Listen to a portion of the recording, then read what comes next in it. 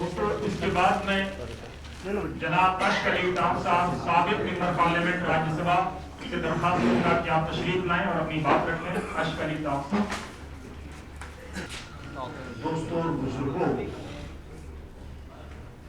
मेरे से पहले मेरे से ज्यादा काबिल और जिनका बड़ा एक्सपीरियंस है मुल्क के हालात की, सेकुलरिज्म की और आज के दौर में जो हो रहा, तारिक साहब से शुरू होकर के सिलसिला हमारे पूरे मंच ने आप इस विचार के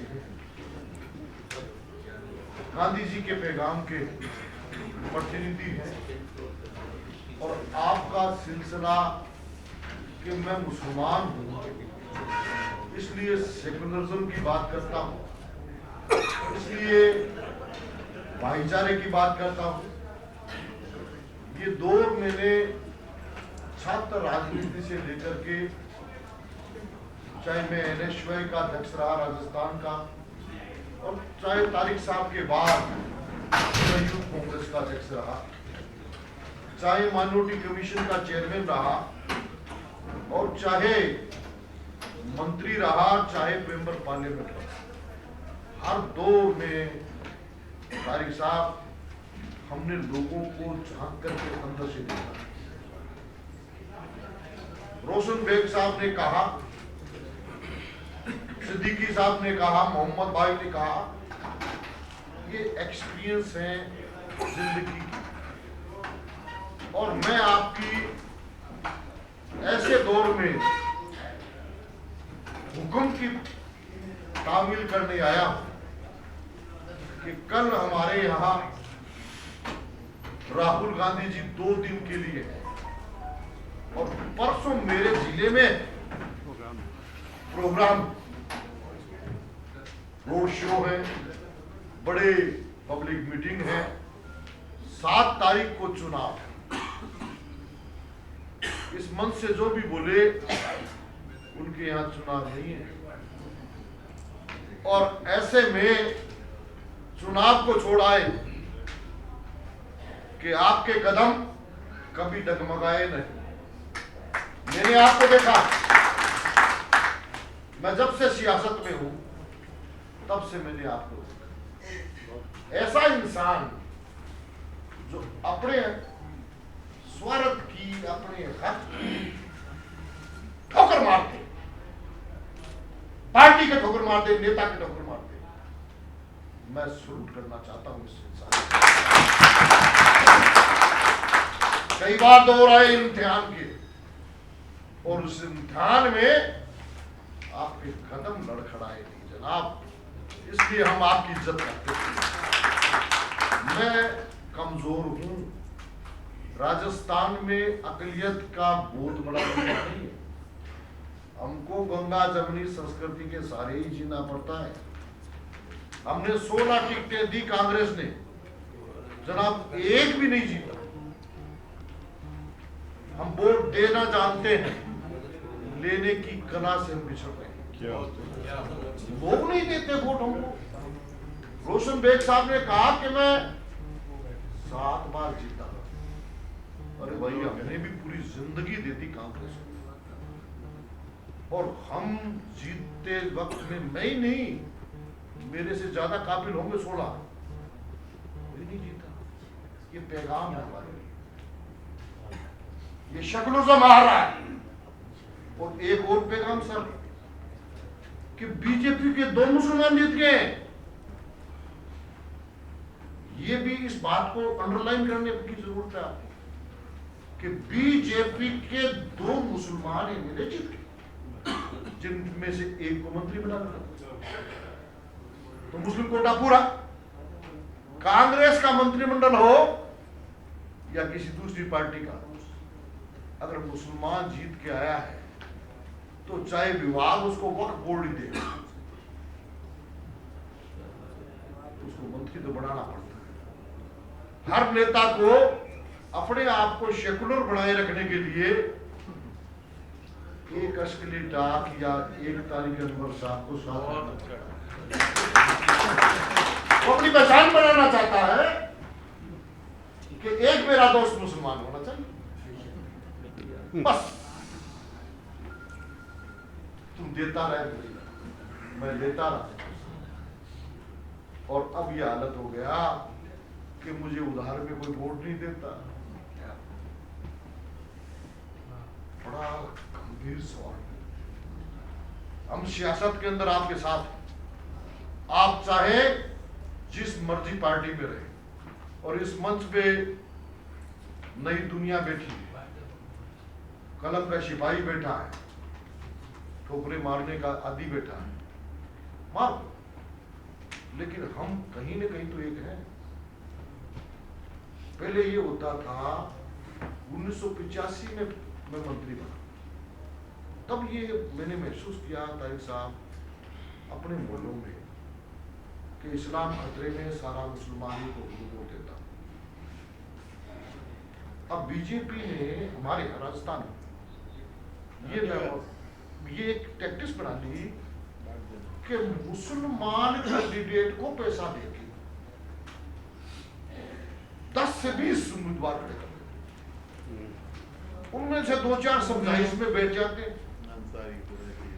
और बाकी को हमको फिरकों में बांट दिया कि आपकी कौन सी जात है, मेरी कौन सी जात है। जो इस्लाम खतरे में होने की बात करते थे, अब हमको इस तरह से बांट दिया है कि हमारे उम्मीदवार के खिलाफ ऐसे लोगों को पैसा देके खड़ा करते, और वो खड़ा होते हैं, इतने वोट लाएगा इतना पैसा पाएगा, ये स्कीम होती है। 500 वोट का ये, 1000 वोट का ये, 5000 का वोट, 5000 वोट से ज्यादा का सौदा नहीं होता है। इतने वोट लिया और इतने पैसे, आधे पहले आधे बाद में।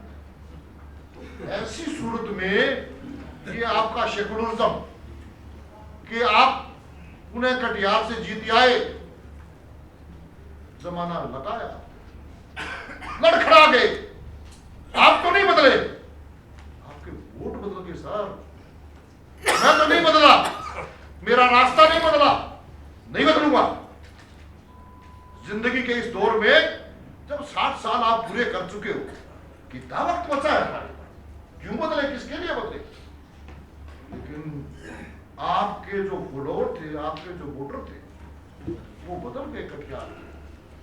जो कटिहार में बदले तो जयपुर में मेरे से भी बदल गए।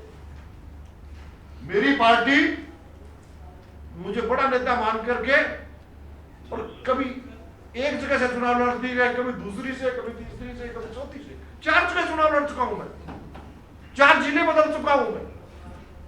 और मुसलमान के इस दौर को मैंने चारों जिलों में देखा कि बीजेपी का पैसा हमारे ही भाई को खड़ा कर। हम किससे लड़े? हमारे से नहीं लड़ सकते। मैं तारिक साहब आपसे नहीं लड़ सकता, मैं बहुत कमजोर हूं। मैं वो बेटा मेरा भाई ज्ञानी, क्या नाम है तेरा? वीरा, अमनदीप सिंह। अमनदीप सिंह, अमनदीप सिंह का मुझे साथ चाहिए, वो साथ देता है, लेकिन अब कम हो गए अमनदीप सिंह, आपकी इस महफिल में भी कम आए। मैं सेकुलरिज्म की बात करूं, कोई खास बात नहीं। आप करें सेकुलरिज्म की बात, कोई खास बात नहीं। आप गांधी की बात करें या मौलाना अब्दुल कलाम की बात करें, कोई खास बात नहीं। लेकिन अमनदीप की जब बात करना बंद कर देगा तो सेकुलरिज्म रहेगा। ऐसे अमनदीप चाहिए मुझे, जो सेकुलरिज्म की बात करे। मैं इसके पीछे खड़ा होना चाहता हूं, मैं इसके साथ खड़ा होना चाहता हूं। और जब अमनदीप मुझे नहीं मिलेगा तो माफ करना, हम कौमी तंजीम में हमारी तंजीम बना कर जाएंगे, और हम अकेले जीत नहीं पाएंगे। ये सियासत का मैदान, और सियासत के मैदान में लंबी बात नहीं कहते हुए इस मंच पे बैठे तमाम लोगों को ही नहीं, बल्कि आखिरी इंसान जो खड़ा है उसका भी खैर मकदम करना चाहता हूं। हौसलों को डगमगाइए मत, जीतेंगे हम, जीतेगी हमारा विचार, जीतेगा गांधी, और जीतेगा गांधी का 150 साल। लेकिन बात यह है कि अमनदीपों को साथ, अमनदीप जब सेकुलरिज्म की बात करेगा तब जीतेंगे। सत्यनारायण जब सेकुलरिज्म की बात करेगा और जोर से बात करेगा सेकुलरिज्म की, तो सेकुलरिज्म मजबूत है। मुझे पीछे बैठा दो, कोई फर्क नहीं पड़ता, मैं बैठने के लिए तैयार हूं, लेकिन जोर को आगे बैठाओ, अमनदीप को आगे बैठाओ और उनको हल्ला बजा के कहिए कि हम सेकुलरिज्म के साथ हैं, तब सेकुलरिज्म के। और यही बात कहते हुए मैं लंबी बात नहीं कहना चाहता, सियासत का नहीं, ये दिल की बात है सर। आप चलिए, हम आपके साथ में पूरे राजस्थान में चलेंगे। आप चलिए, कर्नाटक से भी आए हैं, हैदराबाद से भी आए हैं, दिल्ली से भी आए हैं, बंगलोर से भी आए हैं और बंबई से भी आए हैं। पूरा हिंदुस्तान चाहे नुमाइंदगी कम आया है। आपने जिसको भी बुलाया है, मेरी तरह आपके दीवाने हैं, आपके नाम के दीवाने हैं। आप जिस नाम से भी बुलाएंगे, हम आपके पीछे खड़े नजर आएंगे।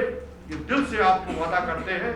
और ऐसे दौर में कि कल राहुल गांधी आता है और आज उसी जिले का एक एक्स मिनिस्टर, एक्स एमएलए, जिस पे भीड़ लाने की जिम्मेवारी है, इस मीटिंग के तुरंत बाद भागना चाहता हूँ, गाड़ी लेके आया हूँ और वहां बता के नहीं आया हूँ कि मैं कौमी तंजीम में जा रहा हूँ।